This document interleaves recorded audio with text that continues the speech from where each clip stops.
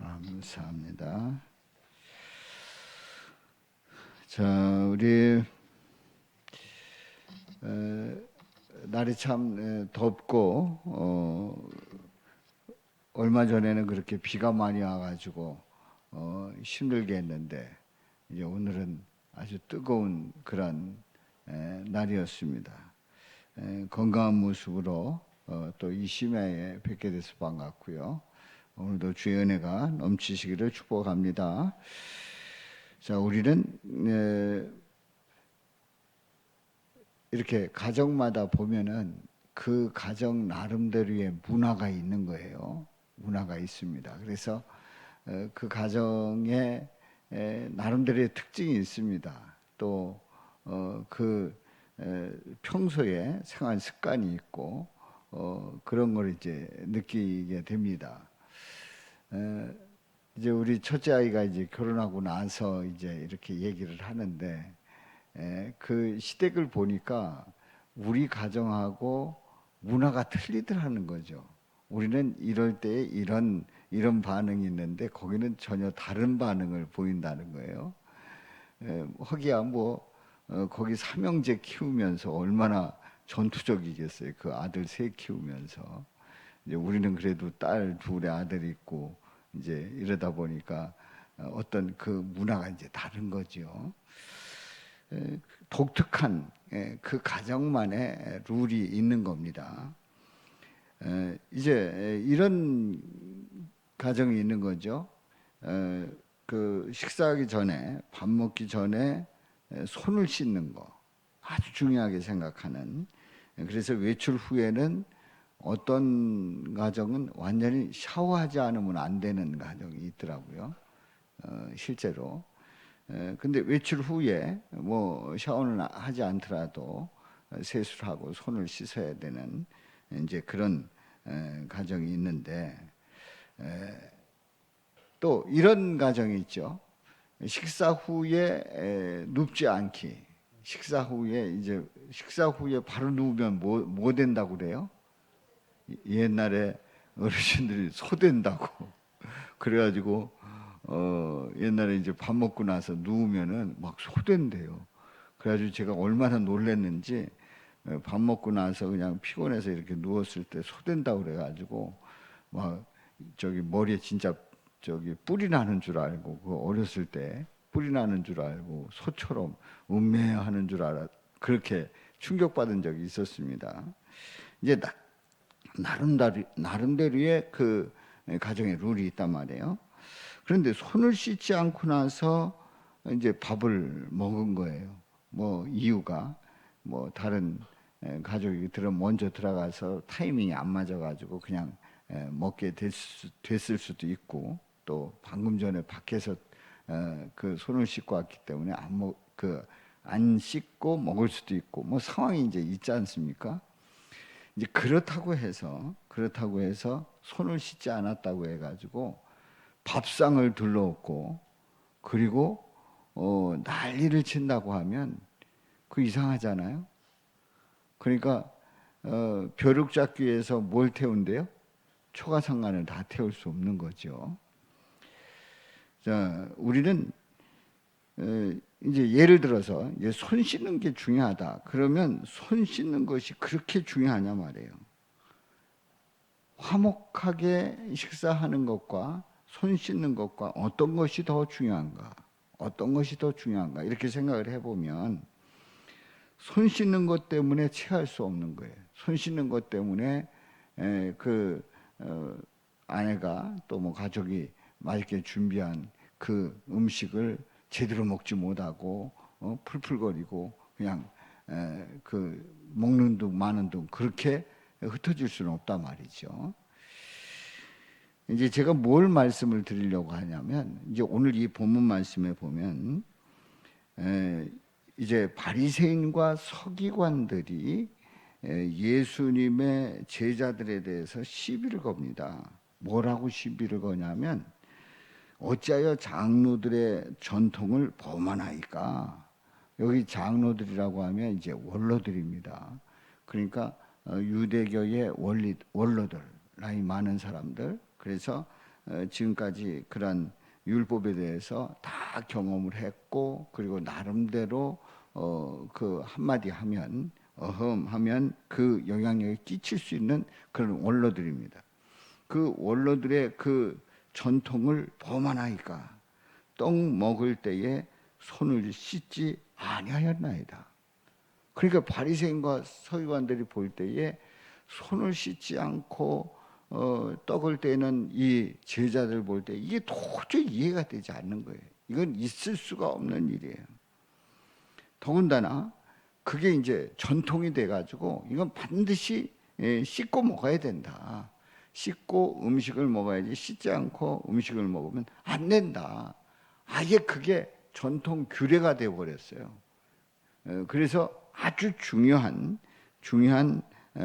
그 하나의 그 어떤 그 식사를 하기 전에 그 습관으로 손을 씻어야 된다는 이게 이제 규례가 된 거예요. 근데 사실 떡을 떼기 전에 밥을 먹기 전에 음식을 먹기 전에 손을 씻는 게 잘못됐어요. 잘하는 거예요. 잘하는 거예요. 손 씻고 먹는 게 잘하는 거예요. 우리가 코로나 때 늘 강조한 게 뭡니까? 밖에 나갔다 오면 뭐 하라고요? 손 씻으라고. 손 씻으라고. 그리고 또 마스크 쓰고 이러다 보니까 안과 쪽에 그 예전에는 손 안 씻고 막 이렇게 지낼 때는 그 안질 뭐 해가지고 이제 그 눈병이 많이 그 생기고 했었는데 실제로 그 손을 잘 씻고 마스크 쓰고 막 하다 보니까 그런 환자가 아주 거의 없다시피 할 정도로 그렇게 줄었다는 거예요. 그러니까 이게 좋은 습관인 거예요. 좋은 습관인 거예요. 그러니까 떡 먹을 때에 손을 씻지 아니하나이다라고 말하는 이 바리새인과 서기관들이 알고 보면 틀린 얘기는 아닌 거예요. 맞는 거예요. 그게 전통이 되었고 그 전통을 지켜야 되고 전통을 지키면 좋다는 거예요. 좋다는 거예요. 그건 틀린 얘기가 아닙니다. 그런데 이제 문제가 있어요. 3절에 보면은 우리 예수님께서 말씀을 합니다. 너희는 어찌하여 너희의 전통으로 하나님의 계명을 범하느냐? 너희의 전통으로 하나님의 계명을 범하느냐? 그러니까 예수님께서 무엇을 강조하시냐면 전통을 지키다 보니까 하나님의 계명을 어기고 있다는 것을 말씀하고 있는 겁니다. 전통이 중요하긴 한데 또 생활 습관 중에 아주 이게 위생적이기도 하고 건강 지키는데 아주 중요한 손 씻기 전에의 밥 먹기 전에 손 씻는 일은 잘하는 일인데 지금 너희들은 전통을 지키다 보니까 하나님의 계명을 어긴다 이거예요. 그걸 어기고 있다는 거예요. 이걸 말씀을 하고 있는 거예요. 그러면 하나님의 계명을 범한다고 했는데 그 예를 4절에서 들고 있어요. 4절 우리 다 같이 읽어봅니다. 시작. 하나님이 이르셨으되 내 부모를 공경하라 하시고 또 내 아버지나 어머니를 비방하는 자는 반드시 죽임을 당하리라 하셨거늘. 그러니까 4절 말씀은 내 부모를 뭐 하라는 거예요? 공경하라는 거예요. 제5계명에 나오는 내 부모를 공경하라 하시고 아버지나 어머니를 비방하는 자 반드시 죽임을 당하리라. 부모님을 공경하는 게 그렇게 중요한 계명이고 이걸 반드시 지켜야 된다는 거예요. 그런데 너희는 이르되 이제 너희는 누구를 얘기하는 거예요? 유대인들 얘기하는 거예요. 거기에 바리새인들, 서기관들 이제 포함해서 종교 지도자들을 얘기하는 겁니다. 너희는 이르되 누구든지 아버지에게나 어머니에게 말하기를 내가 드려 유익하게 할 것이 하나님께 뭐 했다고요? 드림이 되었다고 하기만 하면 이 말은 뭡니까? 이제 아버지 어머니에게 이제 말하기를 내가 드려서 드려서 유익하게 할 것이 하나님께 드림이 되었다. 그러니까 부모님에게 드리질 못해도 하나님께 드림이 되었다. 그렇게 하기만 하면 6절에 있는 말씀 우리 다 같이요. 시작. 그 부모를 공격할 것이 없다 하여 너희의 전통으로 하나님의 말씀을 폐하는도다. 자, 이 말씀을 다른 복음서를 통해서 한번 보도록 하겠습니다. 마가복음 7장 11절이에요. 마가복음 7장 11절 말씀.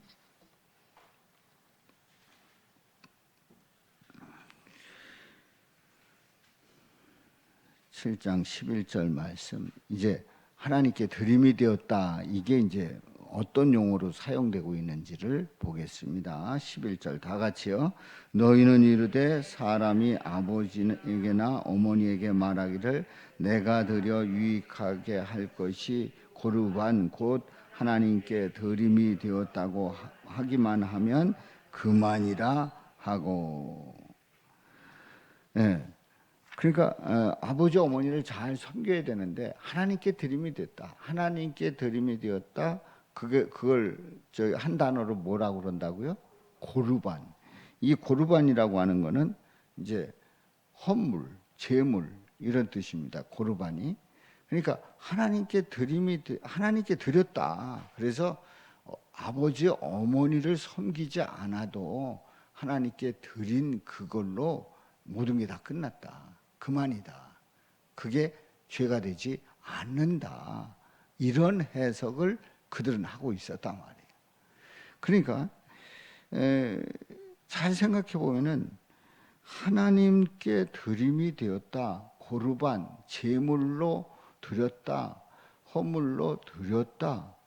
그러면 이거 잘한 일 아니냐. 잘한 일 아니냐. 아버지 어머니를 잘 섬기지 않았어도 이거 잘한 일 아니냐. 이런 얘기라는 거예요. 이런 얘기라는 거예요. 그러면서 우리 예수님께서 이제 고르반이라고 말하는 그들에 대해서 뭐라고 말씀을 하시냐면 7절에 있는 말씀 뭐라고 그래요? 뭐라고 그래요? 외식하는 자들아. 외식하는 자들아. 그러면서 이사야가 너희에게 잘 예언하였도다. 이사야서 29장 13절에 보면 이제 거기에 대한 그 예언의 말씀이 나옵니다. 이사야 선지자가 이제 책망하는 내용이 나옵니다. 그러니까 입술로는 공경을 하는데 마음은 멀다 이거예요. 그리고 사람의 계명, 교훈하고 가르치고 잘하고 있는데 나를 헛되이 경배한다. 뭔가 잘못 알고 있다. 너희들은 잘못 알고 있다 하는 얘기예요. 자, 그래서 이제 이 말씀은 오늘 이 본문 말씀은 하나님의 율법을 수천 년 동안 이어 내려오면서 최선의 방법으로 해석을 해서 장로의 전통을 만든 거예요. 하나의 전통을 이렇게 하자. 계명을 잘 지키려고 하면 이렇게 하자 하면서 나름대로의 전통을 만든 거예요. 전통을 만들었는데 결국 하나님이신 예수님을 너희의 전통으로, 그러니까 우리 예수님이 누구시라고요? 누구시라고요? 하나님이시라고요. 하나님이 이 땅에 내려오셨어요. 그 예수님을 어떻게 공격을 하냐면 그러니까 하나님이신 예수님이 이 땅에 내려오셨으니까 그 예수님에 대해서 하나님 뵙는 거 아니에요. 하나님 말씀 듣는 거 아니에요. 하나님과 함께 있는 거 아니에요. 그렇다고 하면 하나님을 그대로 잘 모셔야 되는데, 그런데 예수님을 공격하고 예수님을 잡으려고 하고 예수님을 죽이려고 한 거예요. 아니, 지금 하나님이신 예수님에 대해서 지금 이 유대인들이 이렇게 하는 이유가 뭐냐? 무엇 때문에 그렇다는 거예요? 전통 때문에 그렇다는 거예요.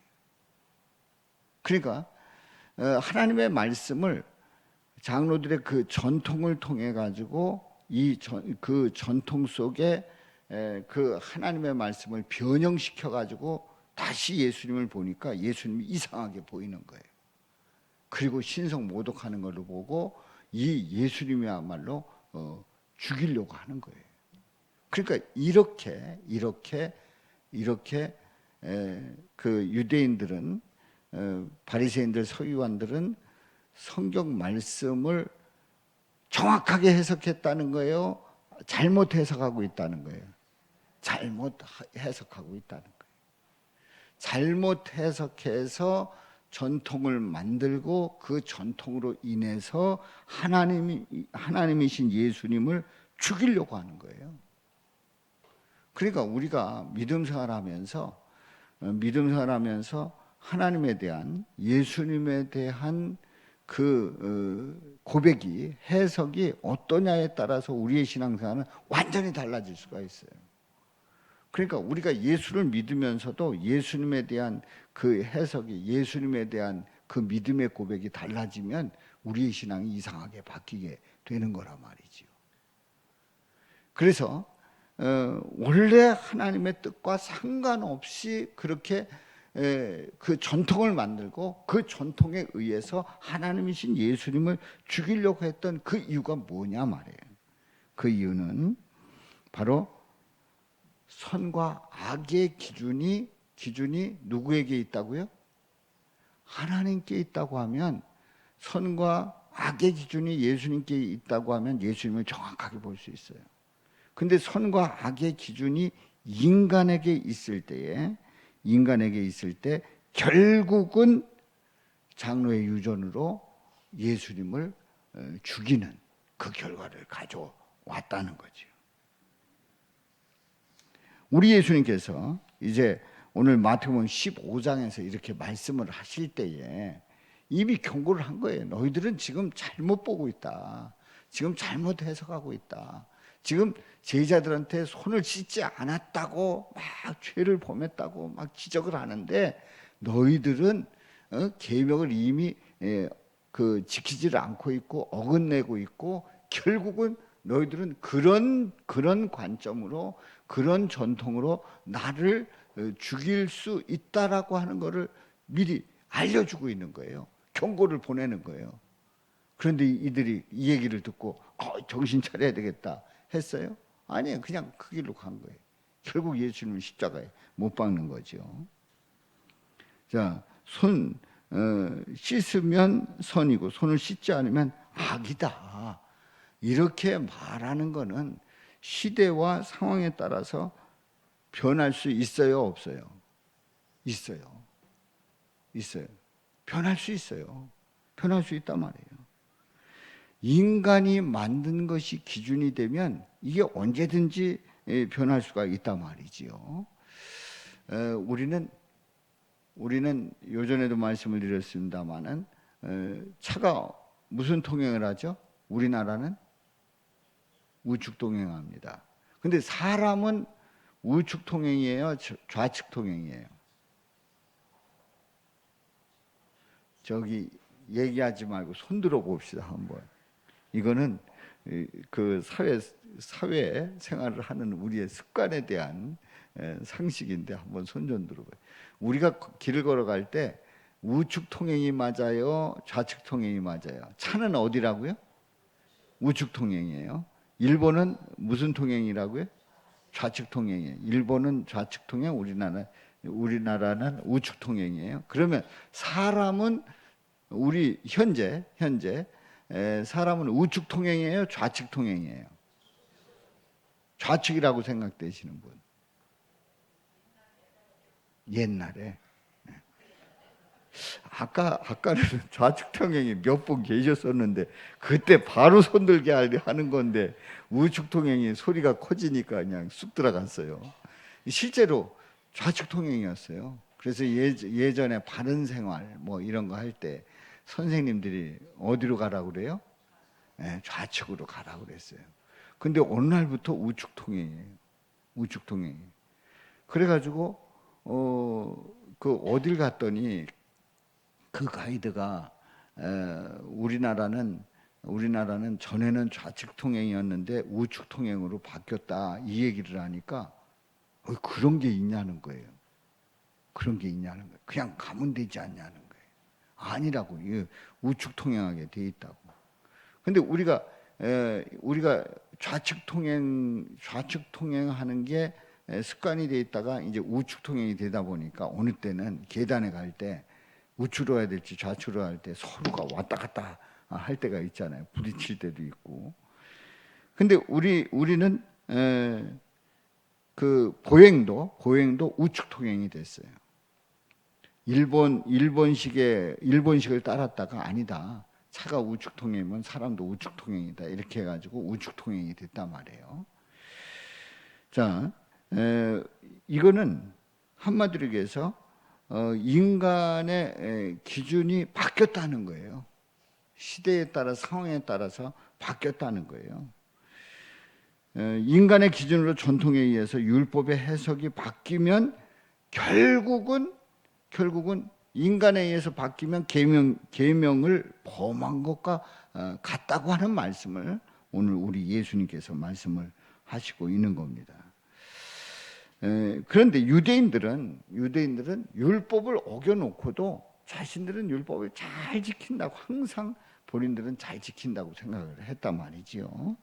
자, 그래서 15장 9절에 있는 말씀 우리 다시 한번 읽어봅니다. 오늘 본문 9절에 있는 말씀 15장 9절 우리 샤우팅으로 한번 읽어봅니다. 시작. 사람의 계명으로 교훈을 삼아 가르치니 사람의 계명으로 교훈을 삼아 가르치니 사람의 계명으로 교훈을 삼아 가르치니 나를 헛되이 경배하는도다 하였느니라 하시고 나를 헛되이 경배하는도다 하였느니라 하시고 나를 헛되이 경배하는도다 하였느니라 하시고 마태복음 15장 9절 말씀. 아멘. 유대인들은 율법을 잘못 해석하고도 맞다고 생각을 한 거예요. 근데 예수님은 하나님의 계명을 사람의 계명으로 바꾼 것을 아주 확실하게 드러내고 있는 겁니다.